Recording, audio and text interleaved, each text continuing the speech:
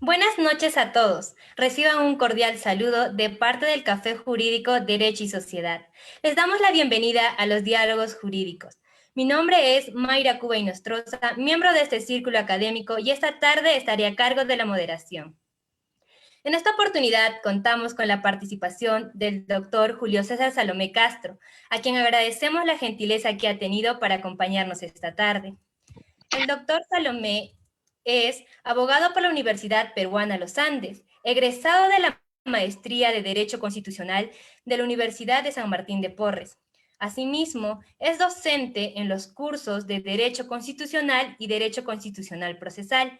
Miembro de la Asociación Peruana de Derecho Constitucional, ha sido asesor en la Academia de Magistratura, ha sido secretario de confianza en la Sala Penal Permanente de la Corte Suprema, ha sido asesor en distintos ministerios del Ejecutivo y actualmente abogado consultor de la Oficina General de Asesoría Jurídica del Ministerio de Defensa. En esta ocasión, el doctor Julio César Salomé disertará sobre el caso Vacunagate, análisis y comentarios.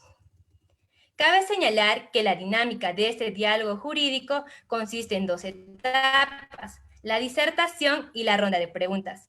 La disertación se realizará por el lapso de 1 hora y la ronda de preguntas por el tiempo de 30 minutos, para lo cual pueden ir dejando sus preguntas en la caja de comentarios de esta transmisión, para trasladárselas al ponente terminada su exposición. Sin más, doy pase al doctor Julio César Salomé. Adelante, doctor. Hola, buenas noches. Muchas gracias una vez más por esta invitación a Café Jurídico, a Jan, a Mayra, por esta amable invitación.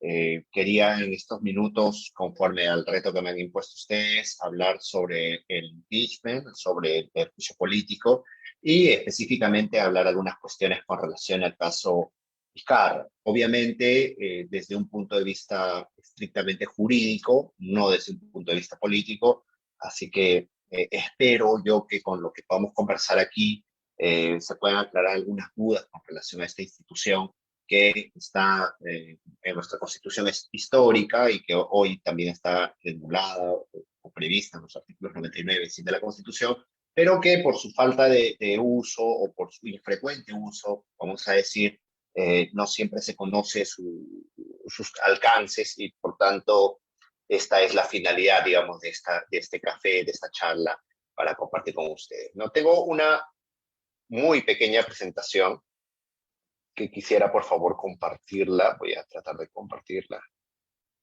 para que podamos conversar y podamos orientarnos. Ahí va. Sí lo ven. Yo lo veo. Sí, doctor, se puede visualizar. Perfecto. Bueno, el juicio político o impeachment quiere decir algo así como imputación, ¿no? También podría ser una reconvención, si es que se le traduce muy literalmente, pero digamos, imputación es una palabra que se acomoda bastante bien. El impeachment tiene antecedentes tanto en el derecho inglés, en el derecho del Reino Unido, y en el derecho americano, en el caso de Estados Unidos. Son los dos más importantes antecedentes. Digamos, el primero, temporalmente hablando, desde un punto de vista cronológico, es el impeachment de carácter inglés, ¿no? Que tiene una evolución muy interesante. Hoy en día se cuestiona muchísimo si está en vigencia o no, eh, pero pese a ello, no dejan de cesar las alternativas de que si está vigente o no está vigente. Vamos a ver a lo largo de todos estos comentarios que me tocan hacer que el impeachment es una institución muy debatible, tanto desde incluso la vigencia, como venía diciendo en el caso inglés, como de su naturaleza no netamente política o netamente jurídica, y de sus alcances, ¿no? O sea, es una institución en constante pugna para saber cuáles son sus efectos. Pero en todo caso, sí, lo que queda claro es que tiene un origen inglés, ¿no? Y es la consecuencia del también presionar a la corona para que estos tengan alguna forma de responsabilidad. En el principio de la monarquía inglesa, obviamente no había posibilidad de cuestionar a los asesores, a los más allegados al rey. Ahí primaba el principio de the king can do no ground. El rey no puede equivocarse, el rey no comete delitos y por tanto no era pasible de sanción alguna. Esto se extendía no solamente a la monarquía, sino también a los allegados al rey que formaban parte de su conjunto de asesores o personal allegado, digamos, ministros que fungían aquel tiempo, ¿no?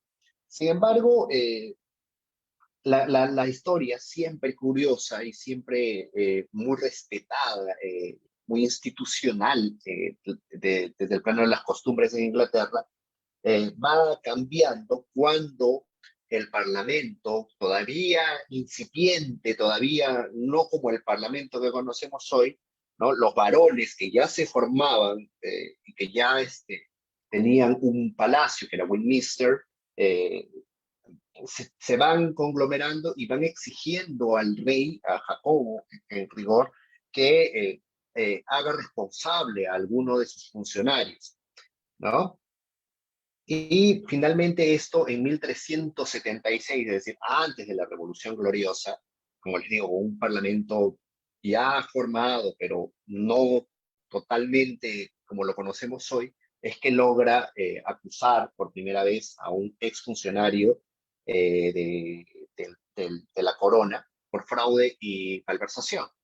También estaba entre las acusadas una persona vinculada al rey, ¿no? Que supuestamente era una pareja sentimental, además de la reina, y logran esta acusación tanto por fraude, ¿no? Por fraude fiscal, por fraude financiero, porque esta persona había estado desviando fondos para, para sus fines personales de la corona, de los impuestos que recaudaba, y también por malversación. Había utilizado, había desgastado. No es la malversación como la conocemos nosotros en rigor en el Perú, pero sí es bastante parecida porque había gastado fondos de la corona, ¿no? En cuestiones que no habían sido autorizadas con esa finalidad. Y por tanto, este es el primer juicio político. Después de ello se han sucedido muchos juicios políticos más.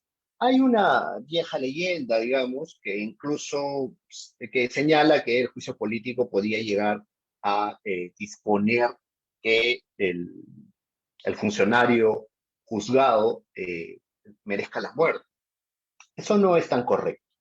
Eh, lo que en rigor pasa es que lo que en rigor pasa es que en un caso muy particular, en 1603, antes de la Revolución Gloriosa, el Congreso no logra tener los votos necesarios para acusar y sancionar políticamente vía el impeachment a un funcionario, ¿no? Y como no logra esta sanción, lo que hace es sacar una resolución disponiendo la ejecución de este funcionario.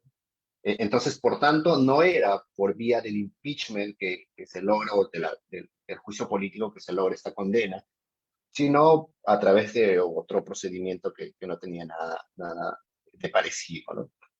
Entonces, lo que sucede es que después, ya con la Revolución Gloriosa y el control del Parlamento, esta posibilidad de acusar a los funcionarios de la corona se va desgastando y va disminuyendo porque, como ustedes saben, en la Revolución Gloriosa, lo que hace o lo que se genera es que el Parlamento sea quien forme el gobierno, ¿no?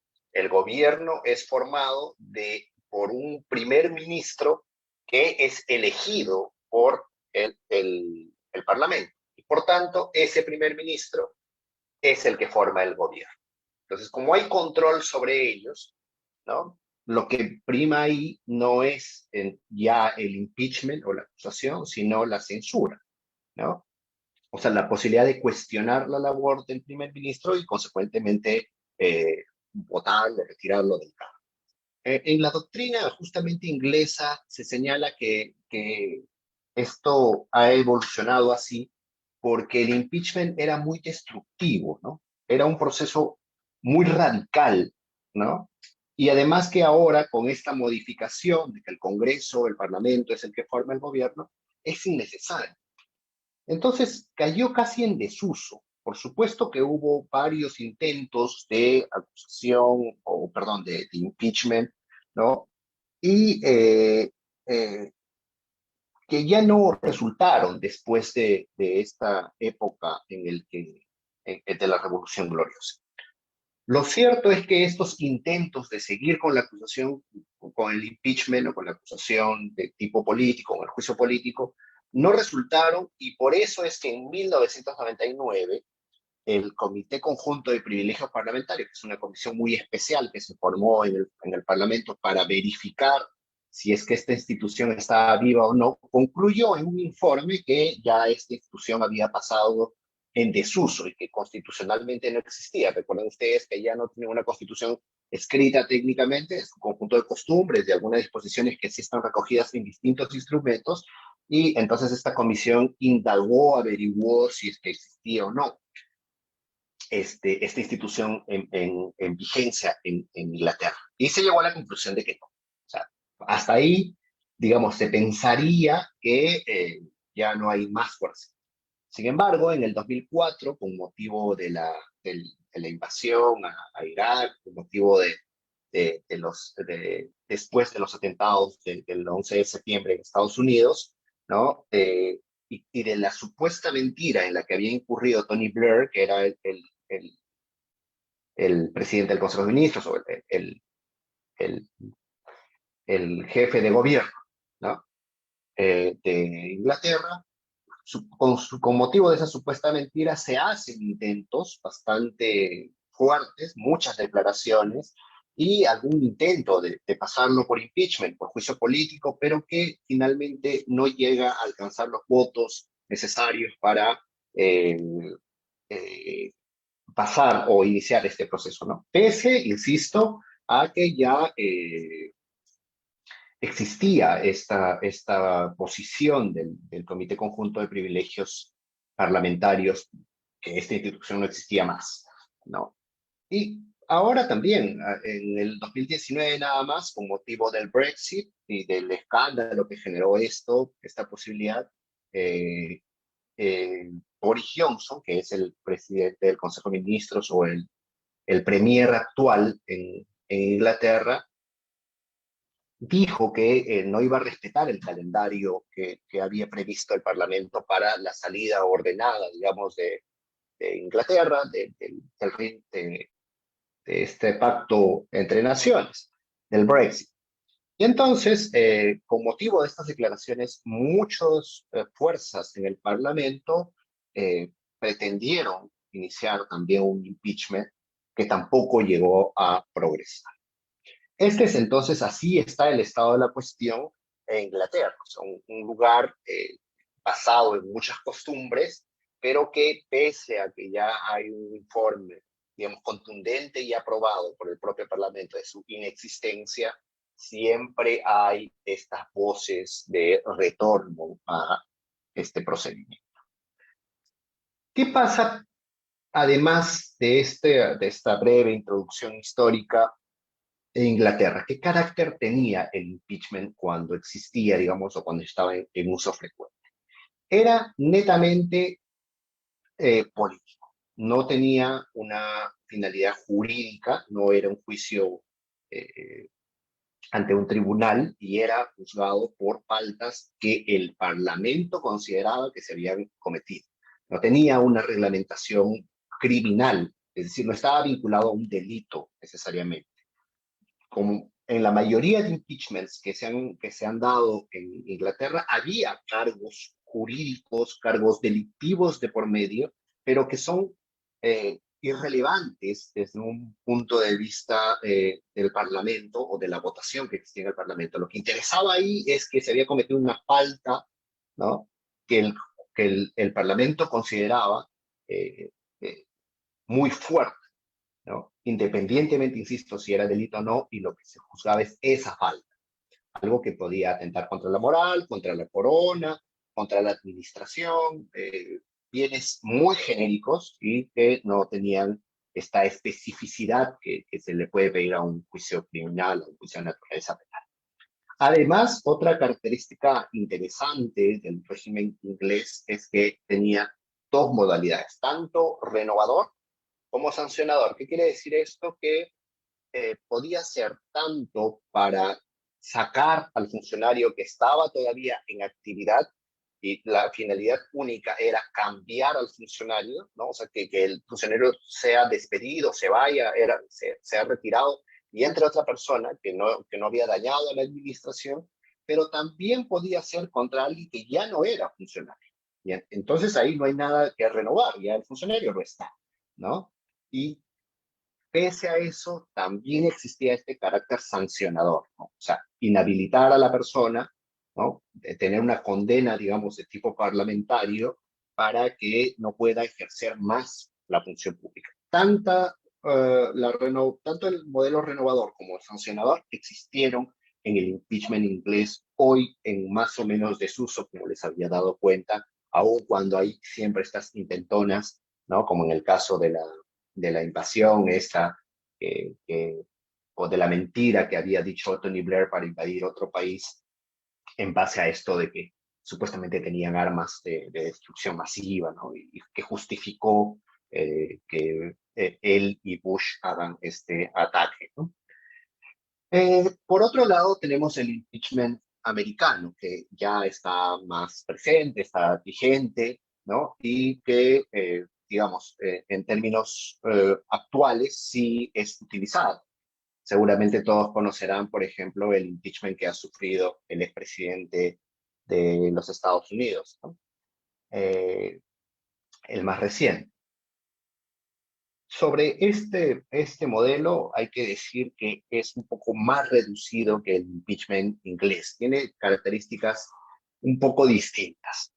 Por ejemplo, que ya no puede ser cualquier persona, ¿no? Cualquier persona vinculada al poder, digamos, sino que la Constitución americana centra un poco más el grupo de funcionarios que pueden ser objeto de impeachment o de juicio político. Y entre ellos está el presidente, el vicepresidente y los funcionarios del Estado de la Unión. Esto es muy amplio nuevamente, o sea, sí están ligados al Estado de la Unión, es muy amplio. Lo que se ha interpretado en los distintos impeachments que se han dado en Estados Unidos es que se trata de altos funcionarios de la nación, altos funcionarios que están alrededor del aparato estatal, ¿no? Porque en principio podría, por ejemplo, tratarse de un funcionario, un servidor de mediana o baja escala, ¿no? Porque la Constitución así lo permite, ¿no? Es más textual de quiénes pueden ser, pero también deja un amplio abanico. Pero la interpretación que se ha hecho es que se trata de funcionarios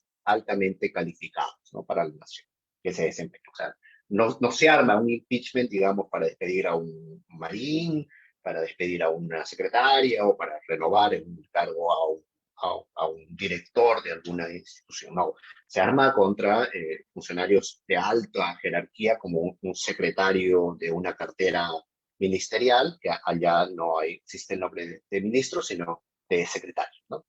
Entonces, nuevamente, se trata de una especificidad de un grupo más pequeño que en el caso del Parlamento inglés.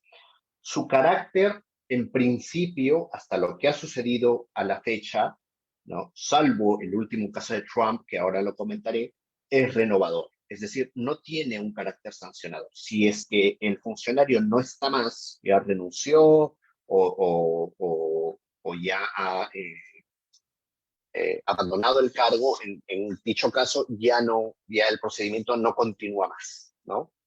Y no continúa más porque esta es la característica que se ha tenido siempre. Otra característica que es importante en el modelo americano es que tiene un carácter político jurídico muy debatible, ¿no? Y esto lo podemos ver aquí. Se debate hasta ahora, ¿no? Un debate, perdonen, para ordenar mis ideas, un debate no cerrado es esta característica de si es renovador o no. Toda la información, hasta antes del caso Trump, ¿no? Del segundo impeachment que sufrió, lo que tuvo que afrontar Trump, ¿no? Hasta antes de eso, el impeachment podríamos decir que era absolutamente renovador, porque siempre se armaba contra funcionarios que estaban en el ejercicio de su cargo y no contra funcionarios que habían terminado, ¿no? En el caso Trump, el segundo impeachment, acuérdense ustedes que se inicia cuando él era presidente, pero que concluye con su absolución cuando ya no era, es decir, se llega a votar el fondo de la cuestión Trump, pese a que él ya no era funcionario. Entonces ahí también hay un debate. De hecho, uno de los argumentos de defensa por parte de la defensa de Trump es que ya no se cumplía este carácter renovador. Pero también hay un debate interesante de si la naturaleza del impeachment es absolutamente política o es jurídica. Y se debate porque, entre otras cosas, en el proceso del político, en el impeachment, se llama, o sea, el reglamento del impeachment se refiere al tribunal o al parlamento, a la Cámara que lo va a juzgar, que es la Cámara de Senadores, como Midsource, ¿no? Que quiere decir gran jurado, o sea, se refiere a una alta corte de juzgamiento. Luego hay también el gran inquisidor, o sea, un fiscal, ¿no? Que presenta los cargos ante la corte. Además, hay una cuestión muy interesante que es que cuando hay un impeachment, no, el Parlamento o la Cámara del Senado no está dirigida por su presidente, que en este caso es el vicepresidente, sino que se llama al presidente de la Corte Suprema, al Chief of Justice, ¿no? Para que dirija las sesiones, ¿no? Y actúe el juicio político. Por otro lado, todo el juicio político está representado con abogados. El Senado o el gran acusador, el fiscal, digamos, del caso, están representados por abogados y la defensa del acusado también es ejercida por abogados. Por otro lado, este es un dato que también parece interesante, quien él hace las veces de juzgador, presidido, insisto, por el presidente de la Corte Suprema, es el Senado. Y el Senado, se dice en Estados Unidos, que tiene una característica muy singular. Está, en principio, mucho más alejado de la política del día a día. Es una cámara especializada, altamente preparada, ¿no? Para llevar las pugnas políticas a un segundo plano y más bien elaborar las decisiones legislativas, en este caso las decisiones incluso del juicio político, en base ya a criterios mucho más asentados, mucho más jurídicos. Entonces, precisamente por eso es que se duda de que sea un tema netamente político. Además, se cuestiona este carácter puramente político, porque en el impeachment hay una serie de garantías, ¿no? Como son los informes, hay votación, tienen que haber cargos específicos, ¿no? Y hay esta separación entre acusador y juzgador. La Cámara Baja el acusador y el Senado, ¿no? Es el juzgador. Entonces, todo este conjunto de datos hace que se haga cuestionar, o que sea cuestionable, que sea debatible hoy en día en los Estados Unidos de si tiene un carácter netamente político o si también tiene un carácter jurídico, ¿no? En el caso nuestro, antes de ver cómo funciona nuestro impeachment, me gustaría comentar algunas cosas adicionales, ¿no? En principio, sobre nuestra forma de gobierno, que en un café anterior con ustedes habíamos visto que nuestra forma de gobierno no es ni presidencial, ni parlamentario, ni mixto, como señalan algunos autores, o un presidencialismo atenuado, o un eh, parlamentarismo exacerbado, o un parlamentarismo atenuado, no. Yo creo, ¿no? Siguiendo a dos profesores muy importantes en nuestra comunidad, digamos, como son el profesor Carlos Bernal Pulido, colombiano, eh, creo yo, con mucha capacidad de análisis, mucho conocimiento, y el profesor argentino Roberto Vergarela, ¿no? Describen al caso latinoamericano en general, pero también refiriéndose brevemente al caso peruano como un caso de hiperpresidencialismo, es decir, donde el presidente finalmente tiene amplias facultades, amplios poderes, mucho más que en los países presidencialistas como por ejemplo Estados Unidos, ¿no? Esto se logra a través de varios cauces. En particular, Gargarella es muy analítico con las relaciones extrapoder que hace el presidente de la República, ¿no? A través de lo que él llama la colonización de las funciones o la compra, ¿no? La adjudicación que hace el Ejecutivo a otras ramas del poder. ¿Qué quiere decir esto para redondear la idea? Quiere decir que el Ejecutivo en Latinoamérica y en Perú lo que hace es fortificarse él, ¿no? Haciendo transacciones de poder, creando recompensas, creando mecanismos alternativos al poder para adjudicarse, por ejemplo, al Ministerio Público. Yendo al caso de Martín Vizcarra, por ejemplo, se acusa mucho de que hay una relación muy estrecha entre la fiscal de la Nación y el señor Vizcarra, por ejemplo, ¿no? O que se acerca mucho a las autoridades que nombran jueces o a los jueces, o tiene este gran poder sobre la policía, sobre el ejército, y todo este grupo de cosas que hacen los latinoamericanos crea que, o genera como consecuencia que el poder esté más centralizado en el presidente. Es decir, la configuración que tienen nuestras constituciones es, en principio, mala, dice Gargarella, dice Bernal Pulido, porque le asigna formalmente más facultades al presidente, la capacidad de legislar, por ejemplo, que tiene nuestro presidente a través de los decretos legislativos, que en Estados Unidos no existe, ¿no? Claro que hay órdenes ejecutivas, ¿no? Pero que son sumamente excepcionales y que no son delegaciones de legislación que pueda hacer el Parlamento. Pero además de eso, insisto, hay esta colonización de facultades, colonización de poderes en los que el Ejecutivo termina engrosando. Por eso es que, nuevamente refiriéndome a Gargarella, él dice que nuestros ejecutivos se han ensanchado, ¿no? Y que nos equivocamos en el diseño constitucional desde el minuto uno, ¿no? Él habla de un check and balance desbalanceado, es un término muy ilustrativo para complementar este check and balance que existe en Estados Unidos, es decir, pesos y contrapesos. Uno tiene un arma que puede hacer explotar al otro y, por tanto, como el otro también tiene un arma y puede haber una destrucción masiva, entonces prefieren los dos contenerse en lugar de atacarse mutuamente, ¿no? O sea, todos tienen un arma del mismo calibre, mientras que en el caso nuestro, en el caso peruano y en el caso latinoamericano en particular, el, no hay esa posibilidad de hacerle frente finalmente al Ejecutivo, ¿no? Por eso es que se habla de este hiperpresidencialismo.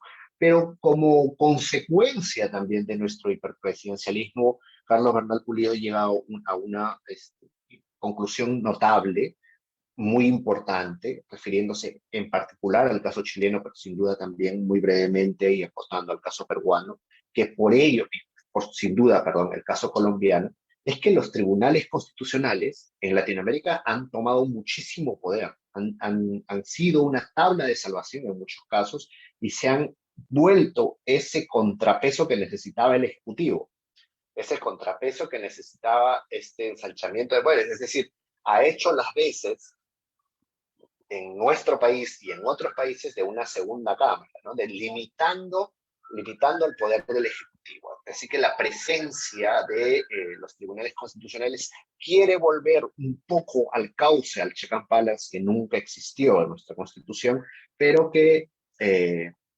eh, eh, a través de los tribunales constitucionales sí se pretende balancear esto que en la Constitución no hay, en las características ya no solamente de la Constitución, sino en las características reales, tampoco existe. El Tribunal Constitucional quiere ser ese contrapeso que necesitaba la,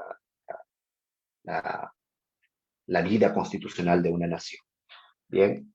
Además de esto conjunto de antecedentes, también es importante tomar nota que en el juicio político, que además en nuestra Constitución está al lado del antejuicio político, no existe absoluta claridad.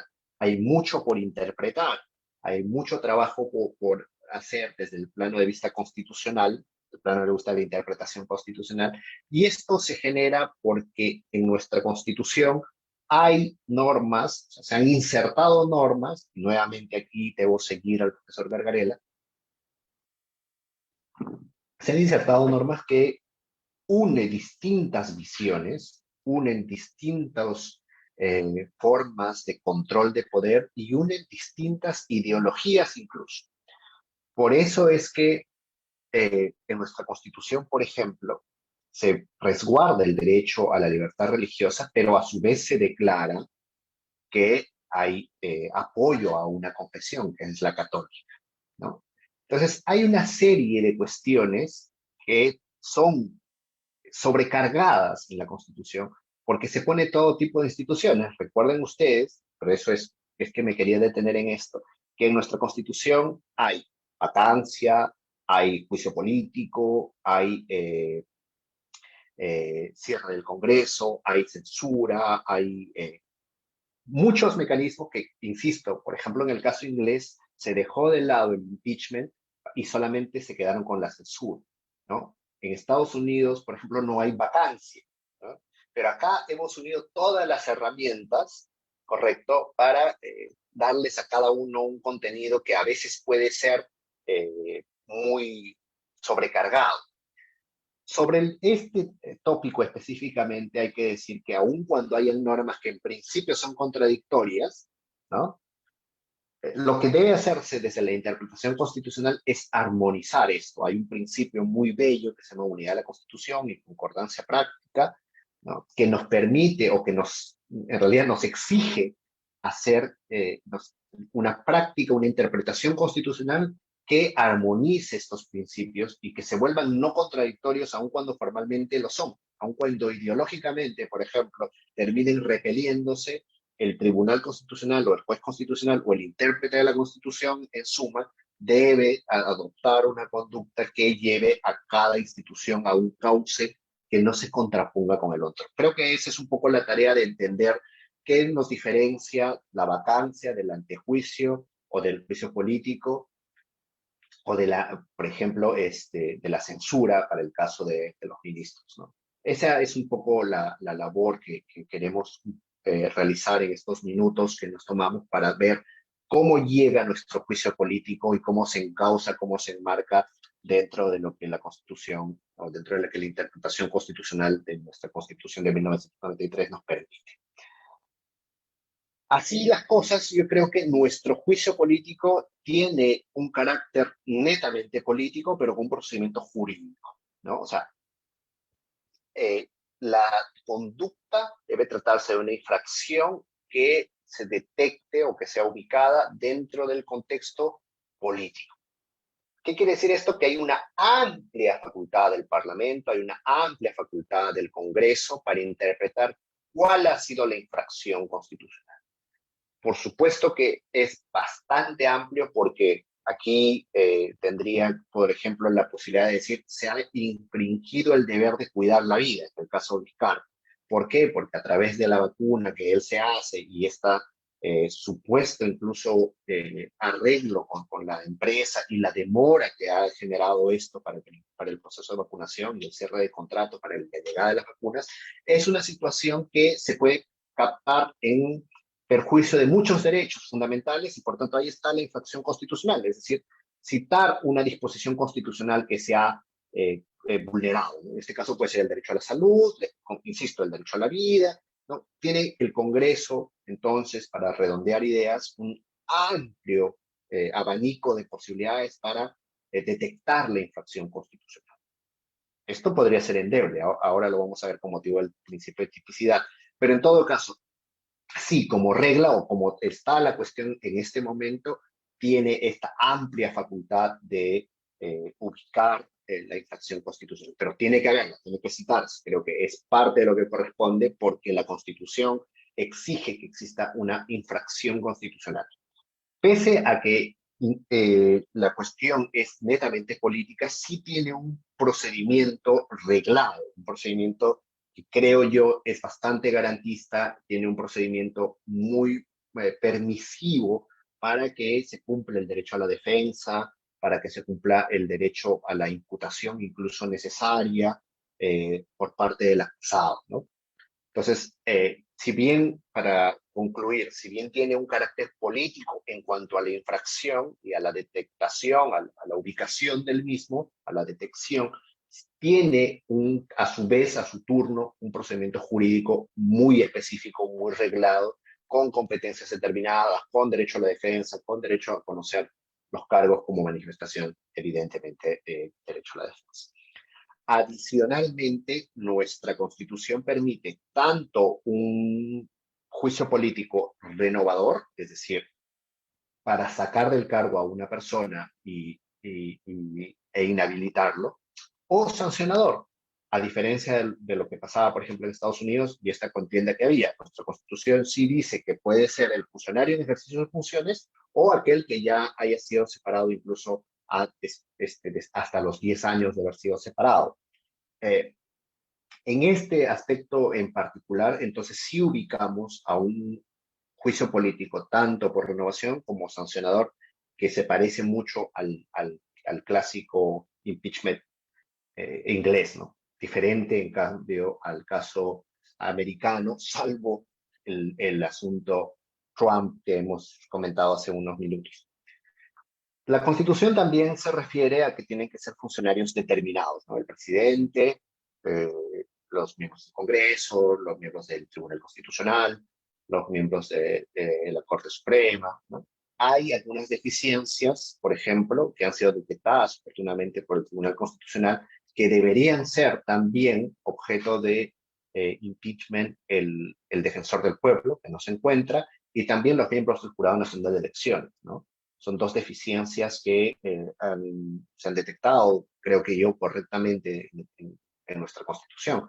Porque imagínense que en el caso, por ejemplo, del Jurado Nacional de Elecciones, podría interpretarse que el presidente del Jurado Nacional de Elecciones, que es a su vez un magistrado supremo, un juez supremo, sí podría ser acusado por impeachment, ¿no? Pero que todos los demás miembros que no son parte del Poder Judicial no podrían ser acusados constitucionalmente, lo cual crea una enorme deficiencia porque el Jurado Nacional de Elecciones es un alto órgano de justicia electoral, el más alto órgano de justicia electoral nada menos, y creo que debería estar comprendido dentro del juicio político.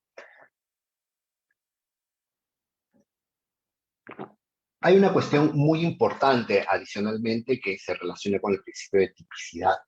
Es decir, para ubicar a un juicio político no debería, ha dicho la cierta parte de la doctrina, especificarse cuáles son las conductas objeto de sanción política.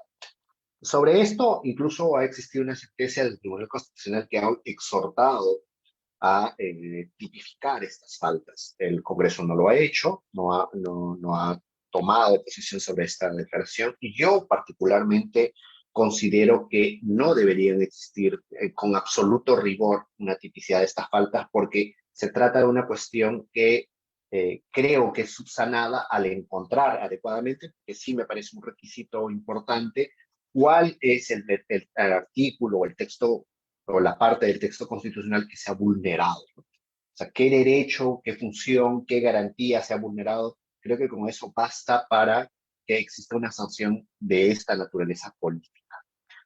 Sin duda, en la otra posición, la posición en que debe existir la tipificación en el reglamento del Congreso, una norma, supongo que de igual o mayor, de igual jerarquía, perdón, eh, la tipicidad es una posibilidad viable, pero que no se ha realizado a la fecha y creo yo que no constituye un grave error o error fundamental en esta situación.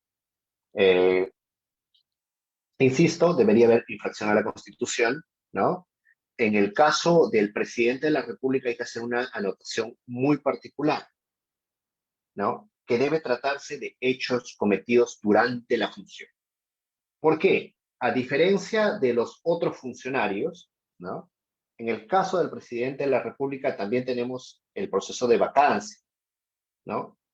Y en el proceso de vacancia, aunque no lo dice la Constitución, debe ser por hechos ajenos a la función, ¿no? O sea, debe ser por hechos privados. Entonces, interpretativamente hablando, desde el plano de la Constitución, el juicio político debe referirse, por tanto, y lo dice el propio texto, a diferencia de la vacancia, que no es nada, debe tratarse por hechos cometidos en el ejercicio del cargo, ¿correcto?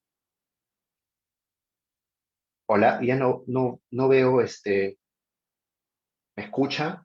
¿Me Sí, escuchan? Por doctor, favor, Mayra, perfecto. ¿podrías confirmarme? Se perdió la imagen. Yo puedo visualizar normalmente la imagen, doctor. Ok, perfecto. Y se me escucha también normal. Sí, se le escucha perfectamente. A mí se me perdió la imagen un momento. Un momento, por favor. Ah, ¿qué pasa?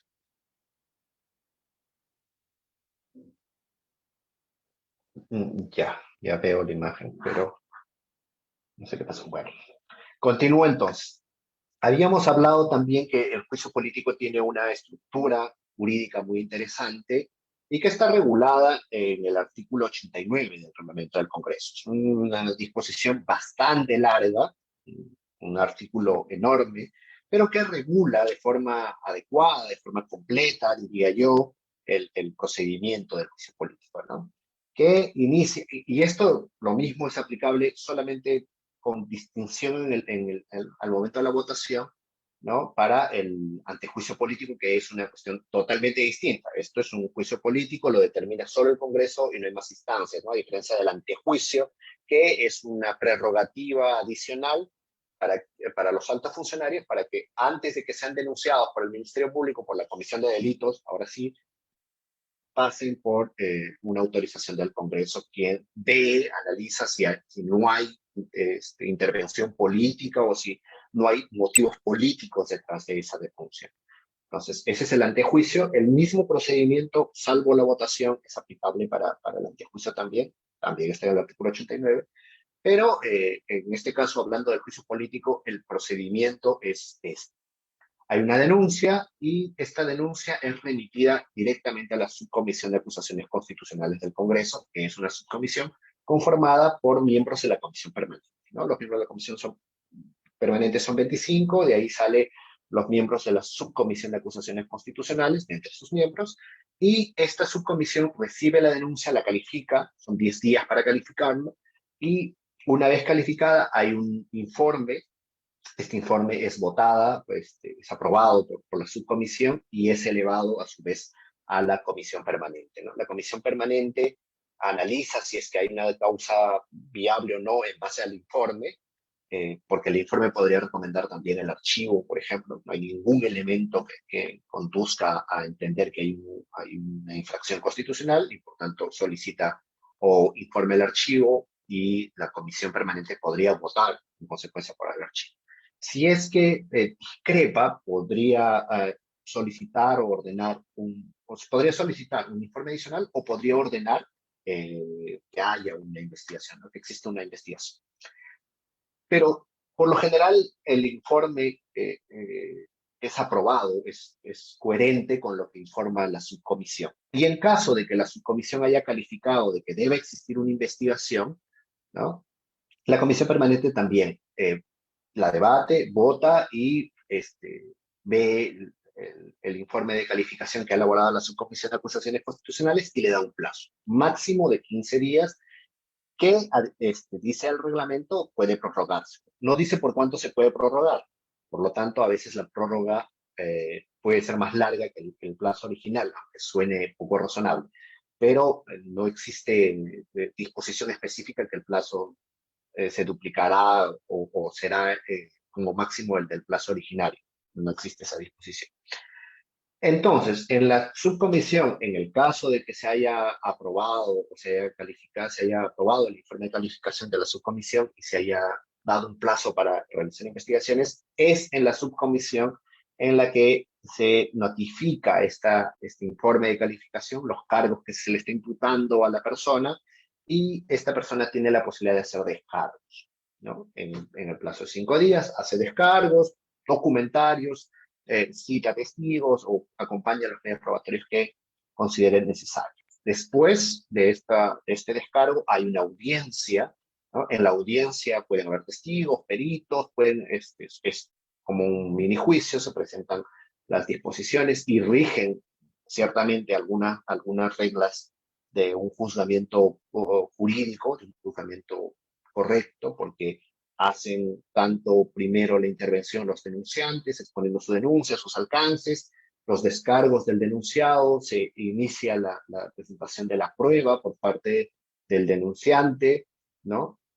Y ellos pueden, si se trata de un testigo o de un perito, pueden preguntarle, después tiene derecho a preguntar el denunciado constitucionalmente, ¿no? Y finalmente los miembros de la comisión, por último, entre los miembros de la comisión, el presidente, que en cuyo caso inclusive las partes podrían hacer réplicas idénticas, ¿no? Lo mismo pasa con los peritos, ¿no? Se presenta también la evidencia escrita. Finalmente, después de toda esta eh, bastante larga y dinámica intervención jurídica por parte de la subcomisión, hay un informe de fondo, ¿no? Un informe en el que ya se señala a qué conclusiones se ha llegado después de la actuación de la evidencia, que puede ser un informe, por supuesto, de que no existe ninguna responsabilidad o un informe de responsabilidad, ¿no?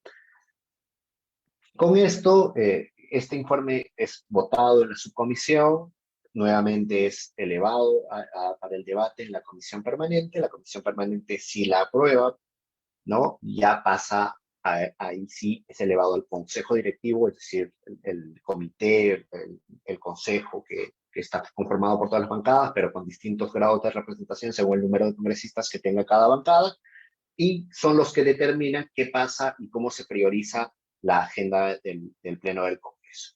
Entonces, el reglamento del Congreso, en este artículo 89, ordena que las acusaciones constitucionales, sea por juicio político o sea por el, sea por el antejuicio, pasen como prioritarios, ¿no? Entre otras prioridades que puede existir, como es un proyecto de ley del Ejecutivo. Entonces hay que tratar de priorizar entre ambos, pero ambos son prioritarios en principio. Llega al Pleno del Congreso y el Congreso solamente puede aprobar con 77 votos, ¿no? Porque la Constitución, o perdón, la jurisprudencia del Tribunal, la Constitución no dice nada al respecto, ¿no? Y antes de que lo diga el artículo 89 del reglamento del Congreso, existe una sentencia muy importante del Tribunal Constitucional, que es la 6 del 2003, en la cual se indicó que esta decisión por parte del Congreso debería tener una mayoría calificada, 2/3 del número legal de sus miembros, menos los que integran la comisión permanente. Ellos no pueden votar doble porque hacen las veces de acusador. De hecho, quien presenta el informe ante el Pleno del Congreso es un miembro de la Subcomisión de Acusaciones Constitucionales elegido o votado a elección por la comisión permanente que delega en uno de ellos la función de acusador, ¿no? Y por tanto, ellos no pueden votar. Suena lógico, suena jurídicamente válido que el acusador no puede a su vez ser quien decida la, la cuestión de fondo en el caso del juicio político. Correcto, entonces, si es que a los 130 congresistas le restamos los 25 que tiene la comisión permanente, entonces la votación debe llegar a los 2/3 menos ese número legal. Hay algunas cuestiones adicionales que me gustaría platicar con ustedes con motivo de lo que les decía. Si es que, por ejemplo, se puede acumular en el caso del presidente o en el caso de alguno de los otros miembros investidos con esta alta función y por tanto pasibles de juicio político, si se puede acumular el juicio político al antejuicio. El Tribunal Constitucional ha sido bastante claro en esta sentencia también a la que hizo referencia, la 3 del 2006, que puede haber un juicio político sin que exista una condena. Pero en el caso de que ya exista un juzgamiento, dice el Tribunal Constitucional, el juicio político tendría que esperar a la decisión de la Corte Suprema para recién proceder con el juicio político, ¿no? Algo que la Constitución, insisto, o yo creo, no creo, estoy convencido, no prevé, y que creo, ahora sí, se trata de una cuestión muy garantista, demasiado garantista, ¿no? Y que no tiene mayor asidero en la Constitución. Yo creo que ahí el tribunal discreparía con la opinión del tribunal ¿no? Diciendo de lo que dicen ellos, de que cuando hay un proceso penal ya en ciernes, tendría que esperarse a la finalización de ese proceso penal, obviamente solamente levantando la posibilidad de que esta persona sea acusado, es decir, que existe un antejuicio, y no el juicio político propiamente dicho. Yo disiento, pero la regla es esa, ¿no? O sea, cuando ya existe un antejuicio y existe un proceso penal contra el alto funcionario, el juicio político debería detenerse. El, el, el, al Tribunal Constitucional. Algo que se vincula mucho en el caso de Martín Vizcarra, que por este tema aún no tiene un proceso penal y por eso que se ha aprovechado y se ha hecho más rápido en el procedimiento de juicio político para no incurrir o incumplir esta regla, ¿no? Si es que ya hubiese una denuncia constitucional y se hubiese aprobado un antejuicio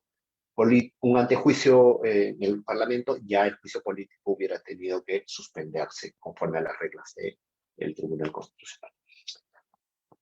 ¿Qué pasa si es que además del antejuicio hay una situación de inmunidad parlamentaria en los casos de, ya no obviamente el presidente de la República, sino de funcionarios como un congresista?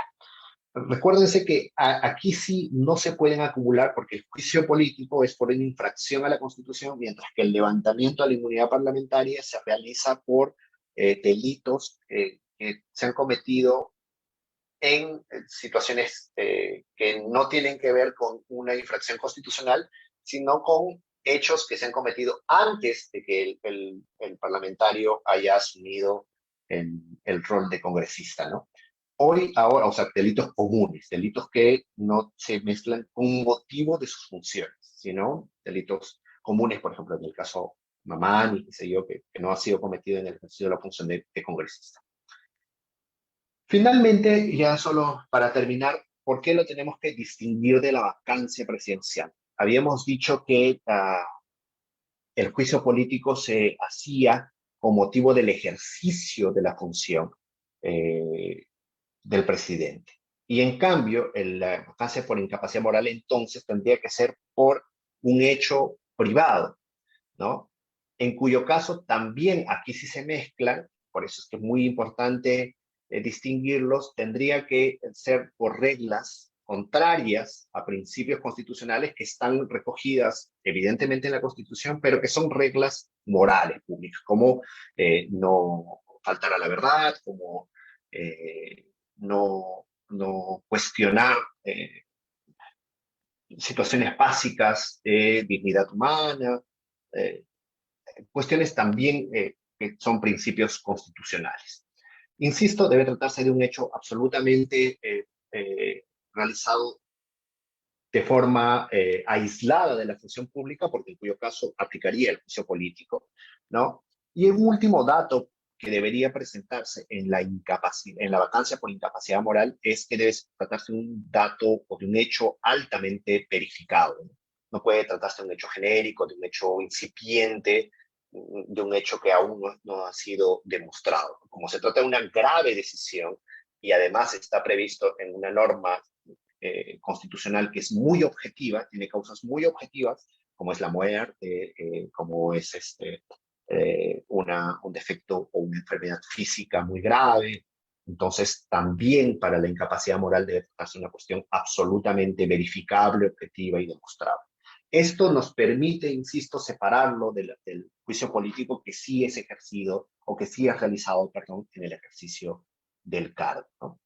Ahora bien, entonces, en el caso del señor Martín Vizcarra, lo que se le imputó en los días pasados es que él había obtenido una vacuna de forma irregular, una vacuna que no era de prueba, señalan los cargos, y se ha demostrado que no eran vacunas de prueba, sino que eran vacunas ya definitivas, las que habían traído, no eran de ensayo, se demostró también que el señor expresidente no estaba dentro de los voluntarios, ¿no? Y no solamente eso, sino que además obligó a estos médicos que formaban parte del equipo a inocular también a su esposa y a su hermano.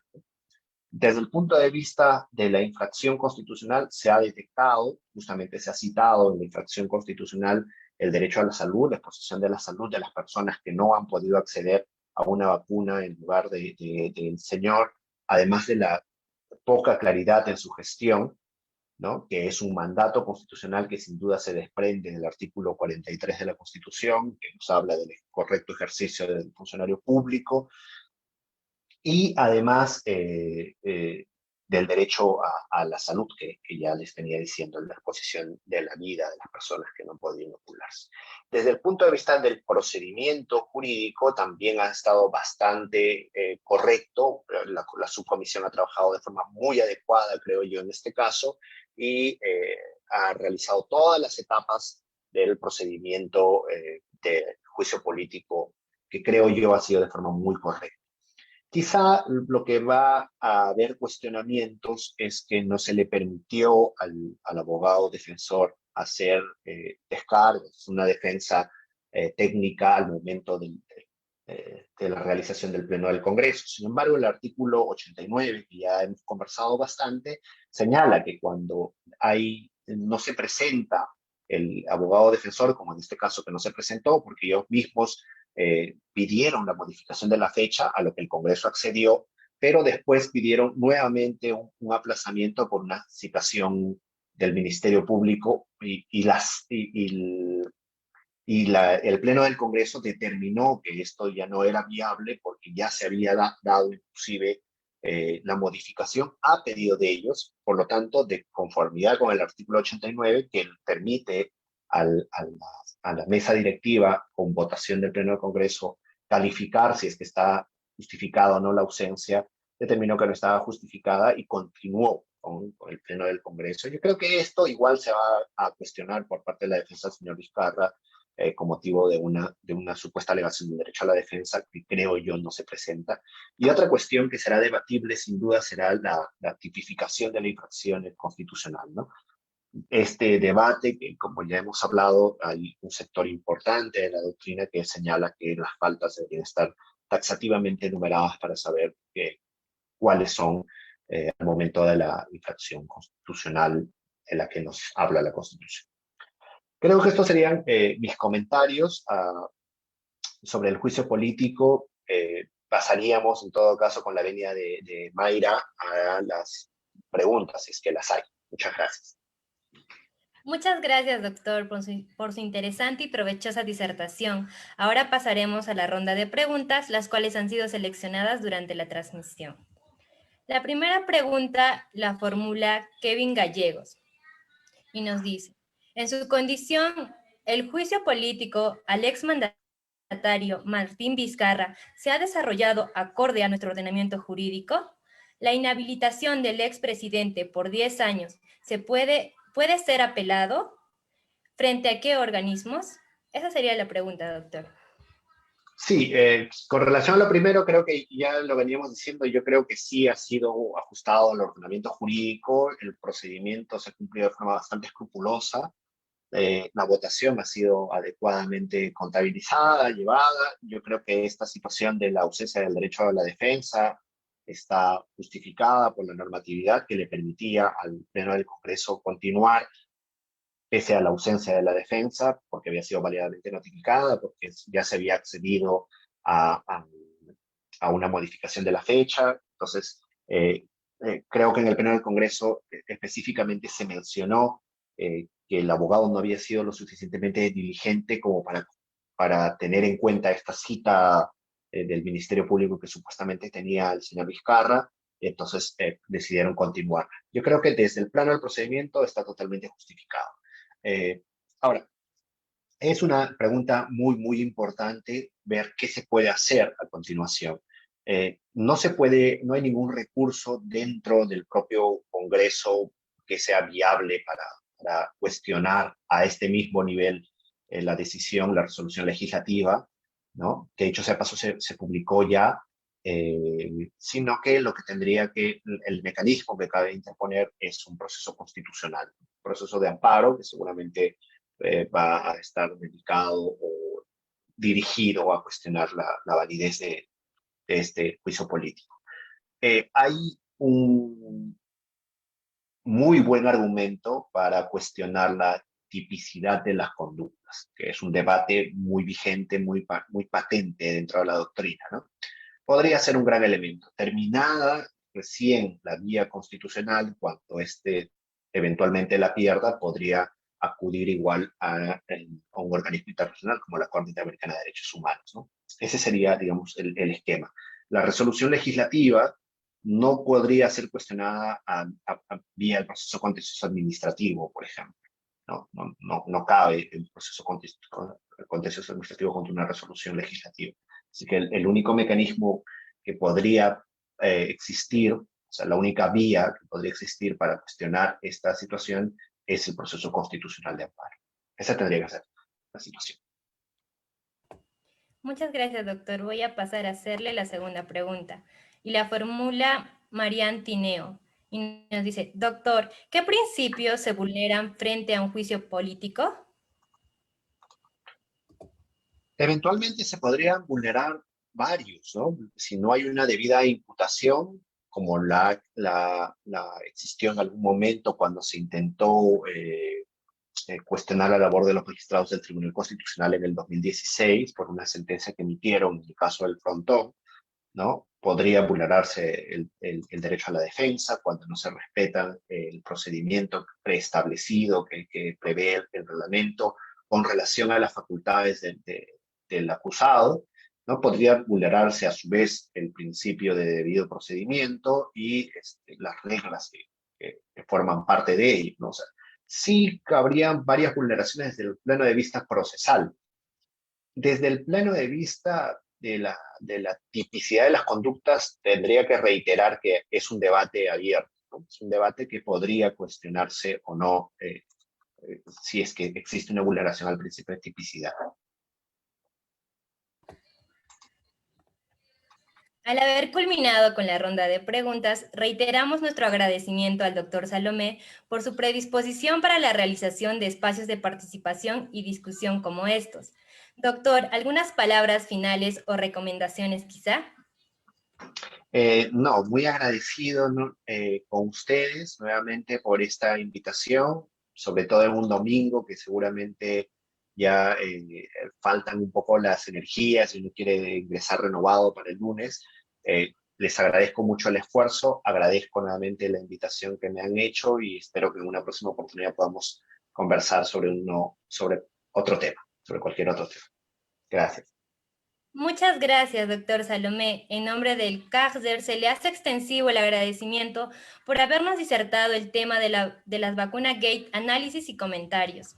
De esta manera, damos por concluido este diálogo jurídico.